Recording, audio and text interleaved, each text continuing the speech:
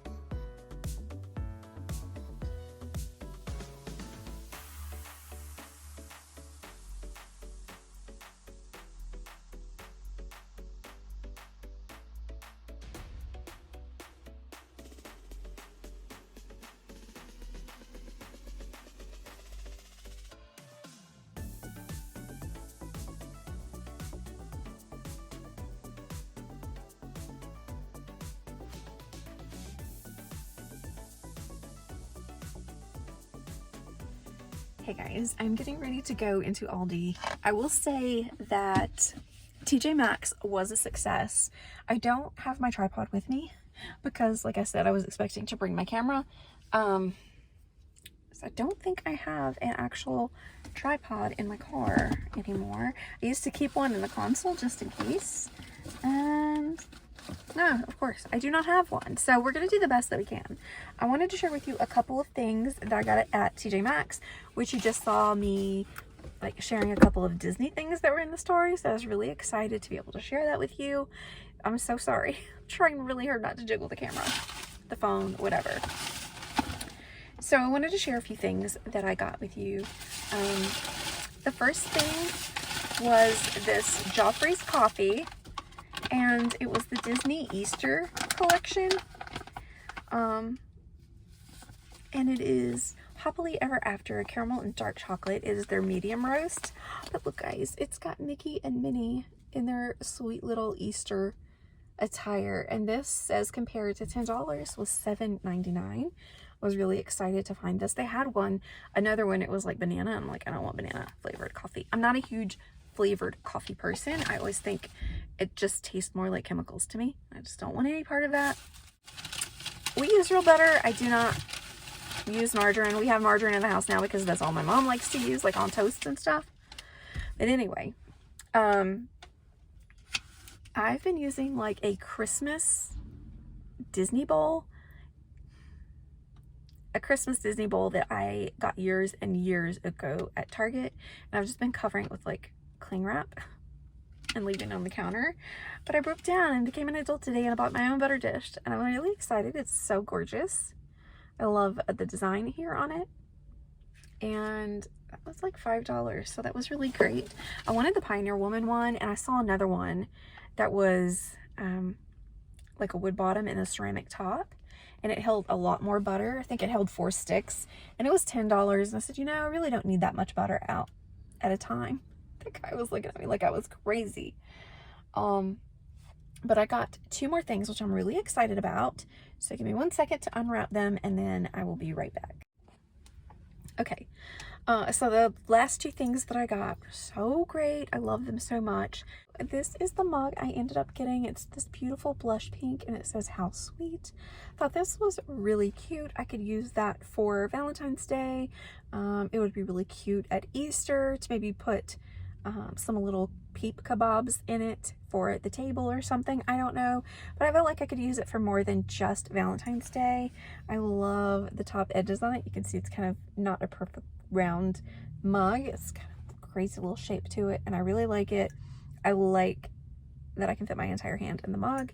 It's pretty thick handle on there as well, so that's really cool. I love it.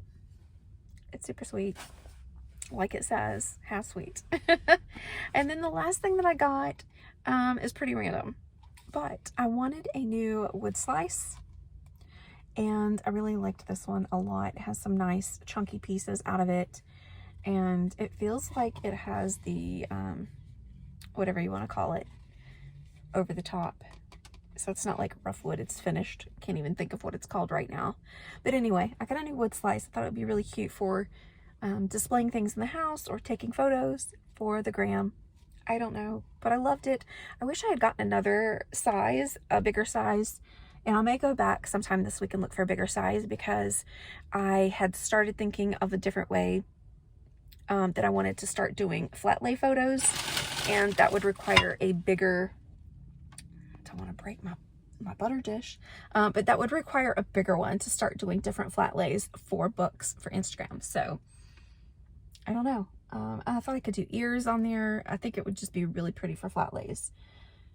So that'll probably be just for decor, and I've got to go back. But anyway, I know that this is like turned into something else other than just a reading vlog, but I thought I would just kind of take you along, because it's going to take me more than a few days to read this book. So hang in there. We're going to do some stuff too. And the next time that you see me, I will be inserting some thoughts on the beginning of this book.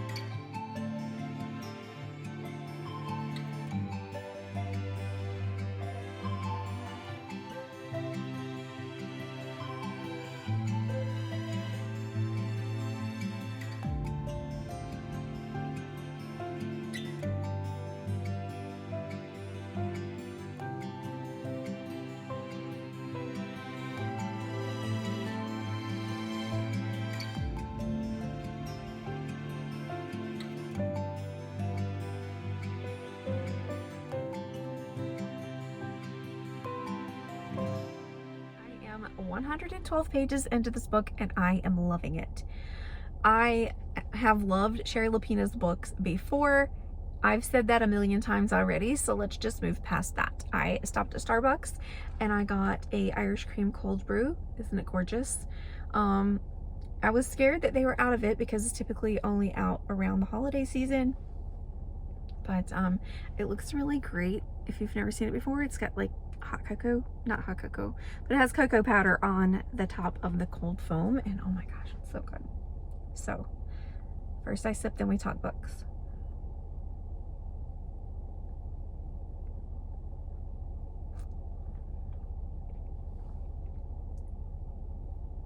It's a good cup of coffee. I just went to get some genetic blood work done, so I'm gonna try to take this off, but it was such a cute little band with the pink and purple. I've never seen it before, just solid colors, so it's kind of trippy that they even had that. But she blew a vein, so it doesn't feel the greatest at the moment. But anyway, this book, oh my gosh, I am so pleasantly pleased with this book so far. So the first 112 pages, first of all, you get a look into the 3 siblings of the family. Each one of them, so it starts right off the bat with the parents' murder. The housekeeper finds the couple deceased, and they're in 2 separate parts of the house, both killed in different manners. And what's really crazy about it is it kind of recalls the night before the bodies are discovered. There was a big blow up Easter night during dinner. They all left early. The kind of business was unfinished, and so each one of the siblings said that they wanted to talk to their parents. Most of them were wanting to talk to their mother. They needed to get some stuff settled. One just needed to blow off steam and go for a drive. And so they all kind of left their house. And no one really says what they did when they left. It just goes straight into they were found. The housekeeper is being questioned by the police, and then the siblings find out one by one. They all meet up together. And it's just crazy. Like, they're all coming up with these thoughts of suspicion for each other, which is really crazy. And I'm like, wow, there's a lot of drama in that family. You know, we all think our families have like the craziest drama, but when you read books like this, it's like, we're not so crazy after all over here. But what is insane is each one of them have a motive. But then there's introduced to the husband who gets murdered, his sister. Come to find out, his sister pressured him to change his will. And so there's some crazy events. I don't really want to give too much in case you guys want to read this book, but I'm like, this lady is crazy. And so you kind of get thrown all of this information, and you feel like, well, this person did it, and this person has motive, and this person has motive. But she didn't write it in a way where, like, we all know who did it. There's no need to read the rest of it. Like, every scenario has such a cliffhanger. You're like, okay, well, that makes sense. But she's not black and white making that the scenario. So it's crazy. I can't wait to find out more about it and see the whodunit. I have a feeling that I will finish this book rather quickly. Yeah, it's blowing my mind. It's absolutely blowing my mind. The auntie is really making me crazy. Like, how dare she feel like she deserves more than their children? Doesn't make sense to me. I like stories of revenge. I know that probably sounds really crazy, but I love to know, like, when someone's done wrong, the person who does it gets paid for it, like paid back for it, like a whole karma situation. So just watching part of that story unfold has given me a lot of happiness because I really can't stand her. I really cannot stand the aunt in the story. So I feel like at this point, she's got more to do with this than we know yet. And then that's not all. We find out even more that this man did not just have 3 children. he had a secret child with someone else who has a very close friendship with a very important player of this whole story. And my mind is just completely blown. So I'm like, okay, well, did you get cut off? Did you get cut off and now you've done something stupid because you think that that person's part of the will? So y'all, I cannot wait to read more of this book. I've had to run a lot of errands lately, so I haven't got to sit down and read yesterday or today, but I walked by that book and I'm like, hi, I really want to pick you up, but I can't today. So, but I will be reading in a little bit when I get home. I just wanted to come back here for a minute to video another clip of that and enjoy a couple of sips of coffee before I have to head home. Should be on my way now, but first we drink the coffee, then we do things. So yeah, I was just enjoying a little bit of the peace and quiet, and I wanted to come talk to you guys for a second spontaneously and say this book is amazing. And if you like that type of book, then I would highly recommend it. If you love family drama, everyone hiding secrets, then I highly recommend it. It really, once you get past the initial introduction of the siblings and who they are and everything, it picks up. So in the beginning of that, I'm like, okay, wait, now who is this again? Because they also have spouses, and then the youngest of the siblings has a boyfriend, and it just kind of talks a little bit about their character. So she tried to put the bulk of the character development in the beginning, but I think past page 34 from then on, I really did not want to put it down. So it was one of those that I could have finished in an entire sitting, but I'm gonna try to break it up as much as possible so I can talk to you guys along the way, tell you where I am. But you guys will have to let me know where you guys are in the Murder, She Read readathon. Are you guys participating? I need to know more information about that. And I guess I will see you guys in the next clip. I'm gonna finish my coffee and start driving home.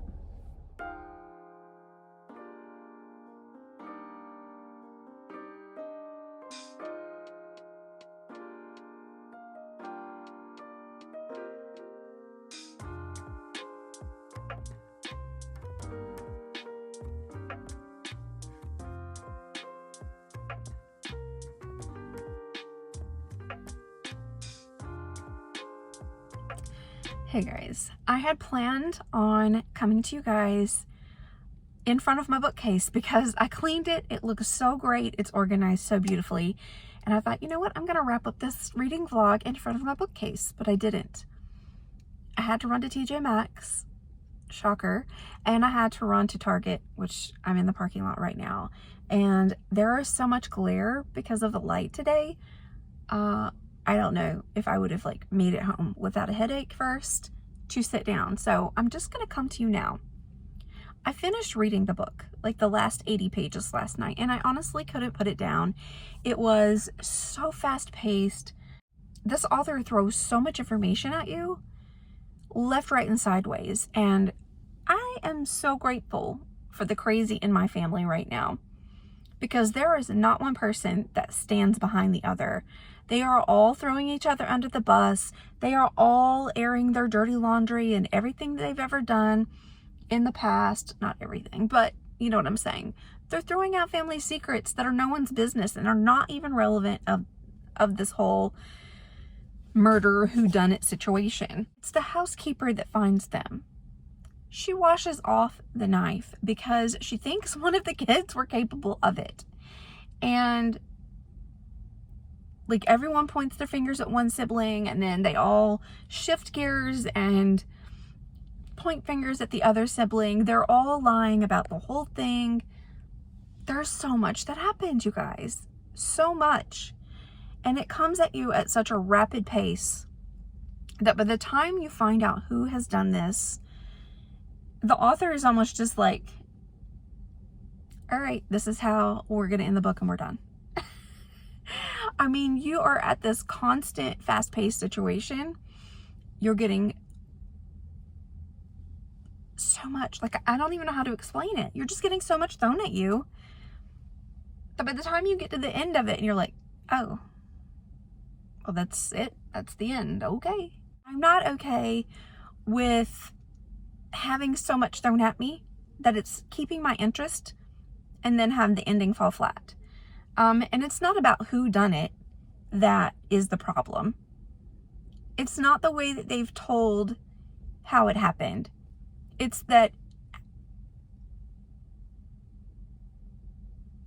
it just, all of the extras trickling in at the end falls very flat compared to the rest of the book.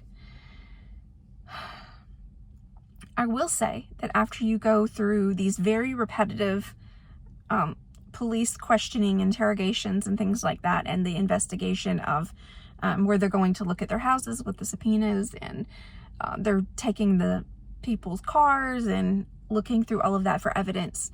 So that's just a constant, but it feels very repetitive. And then toward the end, you kind of get a glimpse back to the events of that night, and where the doorbell rings and the mom comes downstairs Easter evening. So you get a little rundown about that. It took me on a very wild ride. I would highly recommend it. There is some swearing. If you can get past the F-bomb frequently, I would say read it. I don't know, you guys. I just don't know. I feel like I've been thrown for a loop, let's just say.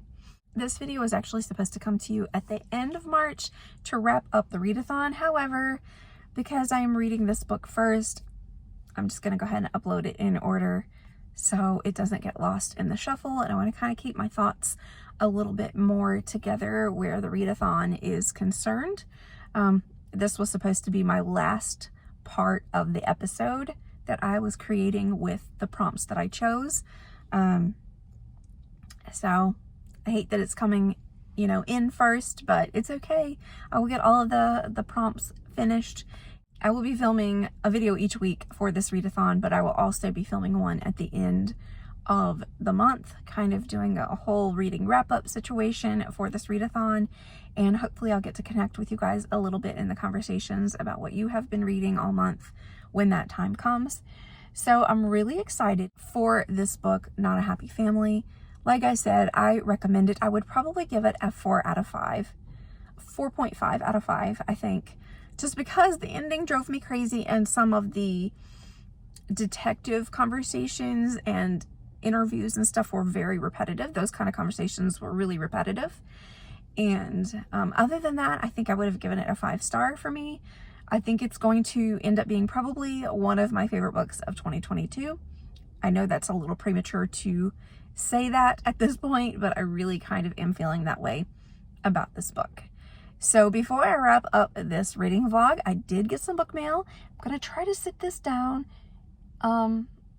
somehow prop it up, something, and see if I can do that to share with you what I got for my book mail. And I also, when I was in TJ Maxx, I actually got my reading glasses with my Read More, what's it say? Yeah, Read More eyeglass case. It is a little bit stronger than the prescription that my doctor told me, but I can't find a 1.0 reading glass for Ray Dunn, and I really want this case. So if it's too strong for me, I'll ditch the glasses, probably order some reading glasses online, the proper prescription, and then see if anybody would like these. So these were really pretty. It's like a gorgeous greenish color, and then we have clear. Riveting, isn't it? So this is the book that I got, and I just love the cover so much. I was intrigued by that. It is on a ship, and obviously it's a murder mystery, so what's not to love? Cannot wait to get into this book. Let me know if you have read it. I've never read anything by Conrad Allen, but I'm along for the ride. And I did notice inside that the print is pretty big, so I'm loving that. That is going to do it for this reading vlog for Not a Happy Family. I hope that you enjoyed coming along with me, and make sure to keep the conversation going below and look out for next week's video to see which episode I will be filming. I hope you guys have a blessed day, and I will talk to you guys next time. Bye.